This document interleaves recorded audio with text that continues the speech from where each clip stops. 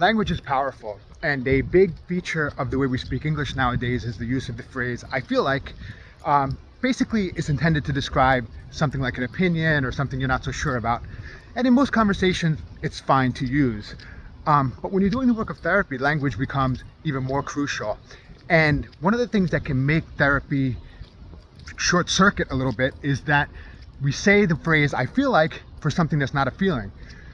What that does is it can create a lack of motivation to actually analyze that thing, right? So if you use the phrase "I feel like" to describe a thought, I feel like I'm not good enough, for example, and the therapist says, "Oh, that's really interesting. Tell me what makes you feel that way."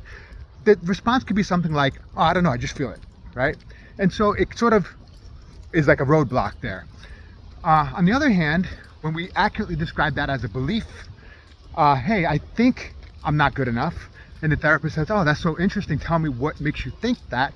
There's a lot more pressure, I think, to actually provide some evidence. So one way to know if what you're saying is a thought or a feeling is if it's one word. Feelings can usually be expressed in one word. I feel happy, I feel sad, I feel angry.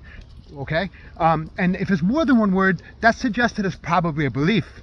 And maybe it's important to try it on for size. Think about, how do I feel differently if I say "I feel like that thing" versus "I think that thing"?